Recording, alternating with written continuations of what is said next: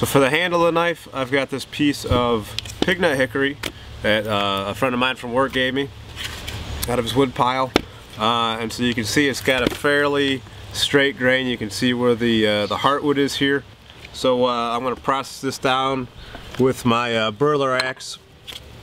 And there's already a crack right there, so I'm going to split it down the middle that way, and then I'm going to split off a chunk of it that way, and that's what I'm going to make into my handle slabs.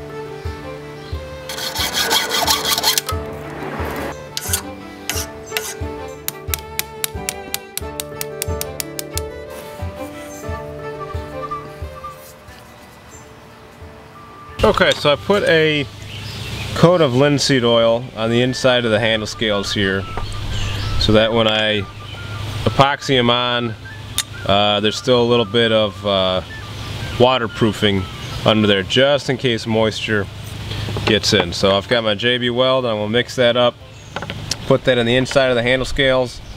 I'll glue it onto the tank, put my rivet pins in, and just rivet it all down.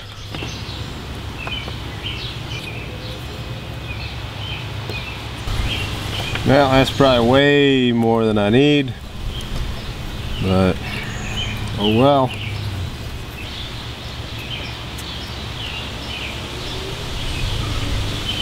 A little on the rivet holes here to make sure that the get some on the pin. And next time I should have probably covered up my blade here, but oh well. What a mess. Okay, so I got the blade clamped down on the vise here. Now I'm going to get these Get these handles on. So I've got these, my pins are already labeled front and back. So hopefully that'll help me get these on with without too much fuss.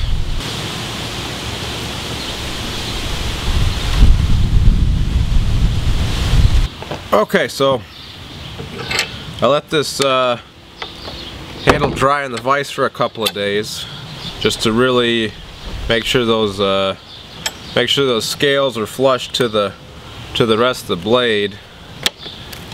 We'll see how that looks. Not too bad. I'm gonna go over this with some sandpaper and just kind of clean it back up again before I do the stain.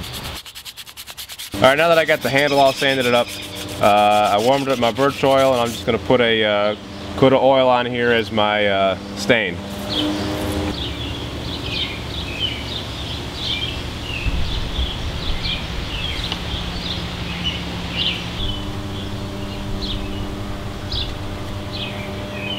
So here's the finished fur trade knife. I'm really happy with the way this one turned out. I wish I was keeping this knife, but I said I was going to give it to my friend, and that's what I'm going to do. He's a good dude and a veteran, and I really think he deserves this knife, and I think he'll get a lot of use out of this. So hopefully he skins out many a deer with this knife, and maybe one day he'll pass this on to his son, and he'll use it, and who knows, maybe it'll stay in his family for a couple generations. So it's really neat to think that something I made will be, could possibly be passed on like that. I really like the way the shape of the blade came out. It's kind of reminiscent of a French fur trapper knife that the Europeans were using in North America in the late 1700s. And that was something that they used as a game processing knife, butcher knife, skinning knife, that sort of thing. So it's that's what its intended use for is right now. But it's wide enough that you could use it in like a pinch grip for kind of fine tasks. So if you're trying to, you know, skin out your game or whatnot, or get into a little nook or cranny, you can do that. But the thickness is such that it's still stout enough that you could baton with it in like a emergency survival situation. And in regards to that, it's got a good 90-degree spine there, so you could make sparks on a ferro rod. And then of course, since this is high carbon steel, you could strike this on a piece of quartz or flint and make sparks that way. So, but because of the way that the angle of the blade is to the handle, when you hold it upside down like this for field dressing in an animal, so when you're opening up that cavity, the way that the angle is, you get a real nice cradling effect on the knife. So I think it'll work really good for that kind of a motion.